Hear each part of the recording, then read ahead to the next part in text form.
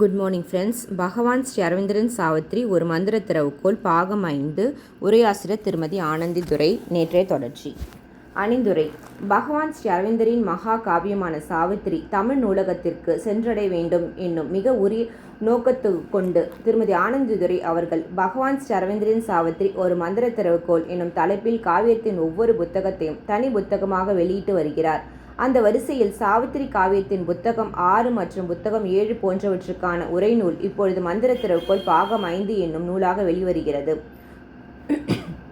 குறிப்பாக புத்தகம் 6 காண்டம் 1 நடக்கப் போவது அனைத்தையும் தெரிந்து கொண்டால் மனிதர்களுக்கு வாழ்க்கை மிகவும் துன்பம் தரக்கூடியதாக மாறிவிடும் என்பதால் சொர்க்கமானது நம் மீது இரக்கம் கொண்டு நம்முடைய எதிர்காலத்தை நம்மிடமிருந்து மறைத்து வைக்கிறது என்று கூறும் பகவான் நாம் அதை வீணாக தெரிந்து கொள்ள முயற்சிக்க வேண்டாம் என்பதை இங்கு குறிப்பால் உணர்த்துகிறார் போன்ற பொருள் பொதிந்த வரிகளை மிக எளிய தமிழில் கொடுத்துள்ளார். இது போன்ற பல வரிகள் புத்தகம் முழுவதும் ஒலிக்கின்றன. ஒரு பானை சோற்றுக்கு ஒரு சோறு பதம் என்பது போல இவ்வரி ஒரு எடுத்துக்காட்டுதான். காண்டம் 2 விதியின் பாதையும் வேதனையின் புதிரும். அது அற்புதமாக இருக்கிறது. பகவானின் ஆங்கில வரிகளுக்கு செறிவான தமிழ் விளக்கம் கொடுக்கப்பட்டுள்ளது. The great who came to save the suffering world and rescue out of time's shadow and the law must pass beneath the yoke of grief and pain போன்ற மிக அழகான வரிகளுக்கு கொடுக்கப்பட்டுள்ள விளக்கம் மிகவும் அருமையாக இருக்கிறது. விதியின் வலிமையும் உணர்ந்து இந்த வரிகளுக்கு மிக எளிய முறையில் படிப்பவர் மனதில் பதியும் வகையில் விளக்கம் அளிக்கப்பட்டுள்ளது. Even death can cut not short thy spirit's walk, thy goal the road thou choosest or thy fate என்னும் வரிகளுக்கு மரணத்தால் கூட உன்னுடைய ஆன்மாவின் நடையை தடுத்து நிறுத்த முடியாது. விதி என்பது நீ தேர்ந்தெடுப்பதுதான். நீ தேர்ந்தெடுக்கும் இலக்கும் அந்த இலக்கை அடைய நீ தேர்ந்தெடுக்கும் சாலையும்தான் உன்னுடைய விதியாக அமைகிறது என்று விளக்கி கூறப்பட்டுள்ளது.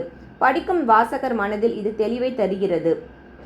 புத்தகம் 6 மிக ஆழமான கருத்துக்களை தாங்கியுள்ளது. அதுபோன்று புத்தகம் 7 இணைப்பினால் ஏற்படும் மகிழ்ச்சி, மரணத்தை பற்றி முன்வரிப்பினால் ஏற்படும் சோதனையும் இதயத்தின் துயரமும் வேதனையும் பகுதி நம்முள் ஒரு மெல்லிய வேதனை உணர்வை ஏற்படுத்தக்கூடியது. பகவான் ஸ்ரீ அரவிந்தரின் வரிகளுக்கு திருமதி ஆனந்தி துரை கொடுத்துள்ள மிக நேர்த்தியான விளக்கங்கள் அதே உணர்வை வெளிக்கொணர்கின்றன. All love was hers and is one heavenly cord, bound to all with her golden tie. சாவித்திரியின் பேரன்பு என்னும் சொர்க்கம் சார்ந்த ஒற்றை கயிறானது பொன்மயமான முடிச்சு கொண்டு அனைவரையும் தன்னுடன் ஒன்றிணைத்து கட்டுகிறது என்பன போன்ற அழகை விளக்கங்கள் நூல் எங்கும் ஒளிர்கின்றன. அதுபோலவே புத்தகம் 7 காண்டம் 2 ஆன்மாவை தேடும் முயற்சியின் உருவக்கதையில் பகவானின் கருத்து செறிவு மிக்க அழகான வரிகளும் மிக தெளிவான விளக்கங்களை வழங்கியுள்ளார். உன்னுடைய ஆன்மாவை கண்டுபிடி, மௌனத்தில் மூலமாக மெய்ப்பொருளை கண்டுகொள், உன்னுடைய மானுட இயல்பை தெய்வீக இயல்பாக மாற்றம் பெற செய் என்று உயர்தலங்களிலிருந்து சாவித்திரிக்கு இடப்பட்டுள்ள கட்டளையினை நமக்கு இடப்பட்டுள்ள கட்டளையாக ஏற்க வேண்டும் என்று முடித்திருக்கும் விதம் மிக சிறப்பாக இருக்கிறது.